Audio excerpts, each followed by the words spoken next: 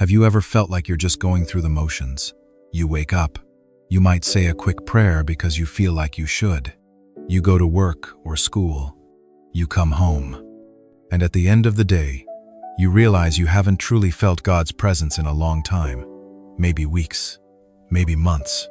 You look around at church and see people crying, lifting their hands, deeply moved. And you're standing there thinking, what am I missing? Why does it feel like there's this heavy ceiling between me and God? If that's you, I want you to hear this clearly. You are not broken. You are not rejected, and God has not turned his back on you. In fact, if you feel that ache, that longing, it's because you still belong to him. Dead things don't miss life. Only living hearts feel the absence of light. Today we're going to talk about why that distance happens and how to close it. And by the end of this message, that heavy ceiling is going to feel a lot thinner. Disconnected is not the same as separated.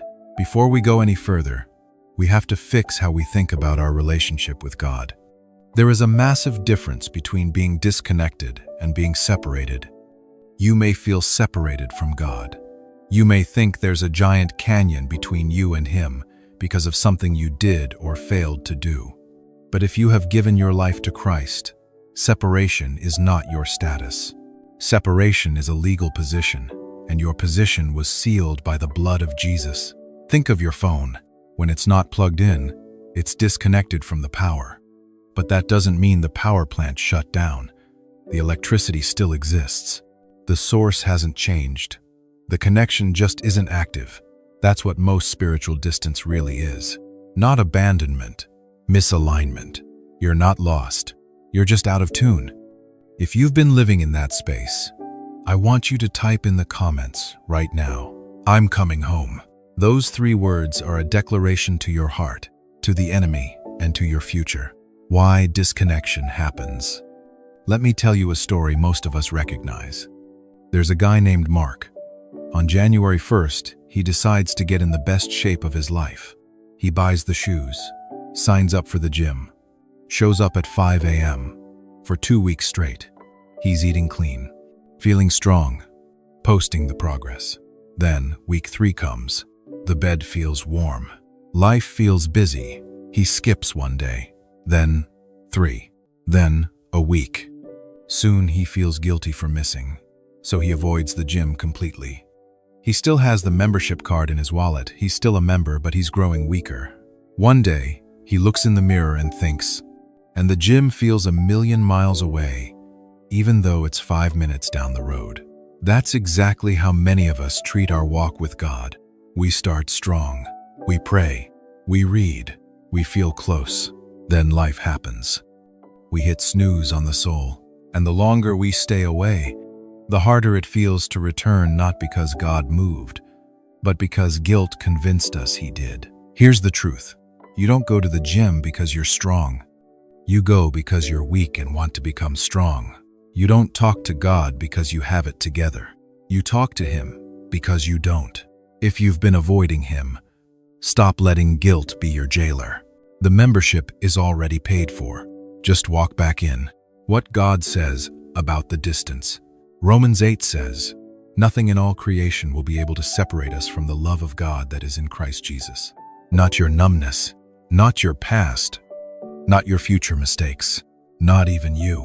Psalm 51 shows us David after failure crying, create in me a clean heart, restore to me the joy of my salvation. He didn't say, restore my salvation. He said, restore my joy. You may still belong to God, you've just lost the feeling of belonging, and it's okay to ask for it back. Romans 5 says, while we were still sinners, Christ died for us. He didn't love the polished version of you. He loved the broken one first. So why would his love decrease now? For the numb and tired heart, some of you are carrying heavy things. Loss, grief, confusion, exhaustion. God is not watching your performance. He is holding your heart. In the parable of the vineyard, some workers labored all day, some only 1 hour.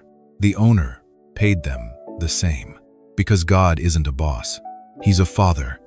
If all you can offer today is a quiet, Help me. He treasures that as much as a 3-hour prayer session. How we come back.